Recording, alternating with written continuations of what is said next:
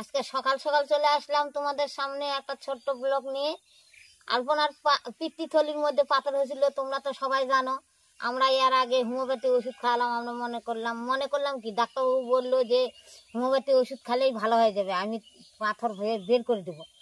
খাতে খাতে খাতে খাতে দেখেছি যে বের হলো কি না। আমরা আবার পরীক্ষা করলাম।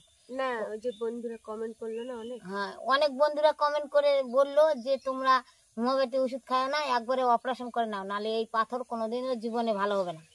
আর নানান কথা শুনে আমরা মনে করছি না আর একবার পরীক্ষা করেই দেখা যাক পাথরটা কেমন খারাপ হয়ে যাচ্ছে। আরো দিনকার দিন শরীর খারাপ হয়ে যাচ্ছে, বিছনায় পড়ে যাচ্ছে, কাজ করতে পারছে না, খেতে পারছে না, শুতে পারছে না, এরকম।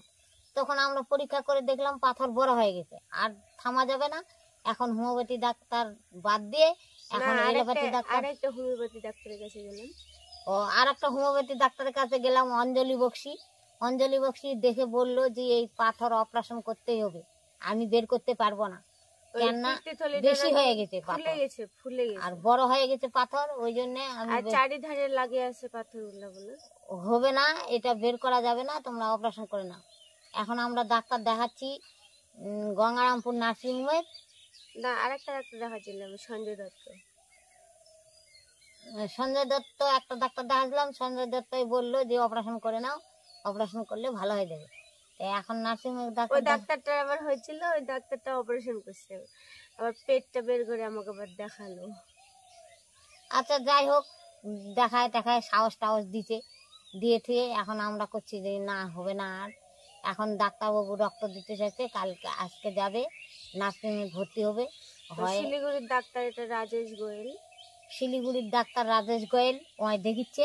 এখানে আমার হাবলানি দাস, এখানে আমার একটা মামি আছে, ওর টিউমার হয়েছিল, ওই টিউমার অপারেশন করেছে রাজেশ গোয়েল।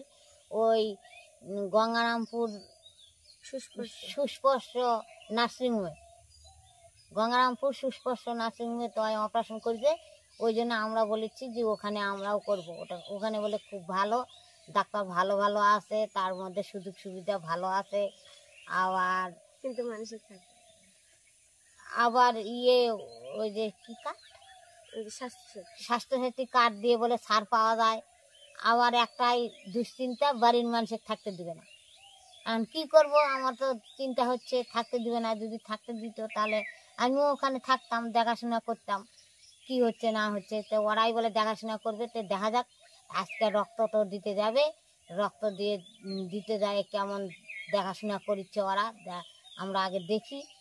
আর রক্তটা আমার প্রথমে যখন পরীক্ষা করি তখন 6.5 ছিল, আর তারপরে যখন পাথর বড় হয়ে গেল তখন রক্ত কমে 6 হয়ে গেছে। এখন রক্ত কমে গেছে, জন্ডিসও বেশি হচ্ছে, কি হচ্ছে না হচ্ছে। এখন তো রুগী বিছনায় পড়ে গেছে, এখন অপারেশন করাই লাগবে। আমরা আজকে ডাক্তার ওই জন্য প্রথমে বললো কি যে 2 মাস ধরে রক্ত হোক, তারপরে তোর অপারেশন করব।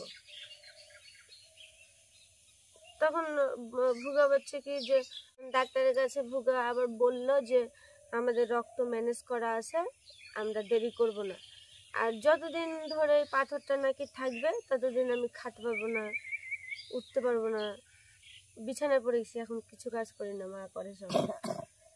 আর একটুও হাঁটতে পারি না, একটু হাঁটলেই পায়ে পায়ে বের লাগে, মাথা ঘুরে পড়ে যায়, আর বমি হয় প্রতিদিন। হ্যাঁ, খাওয়া যায় না কিছু।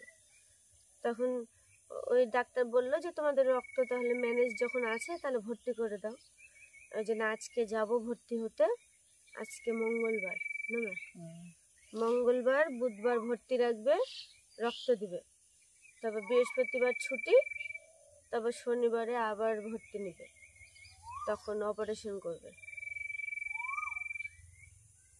তার জন্যে বন্ধুদের জানালাম, সকাল সকাল জানানোর জন্য চলে আসলাম তোমাদের সামনে। করিনি এতদিন তো আমরা ভিডিও করিনি।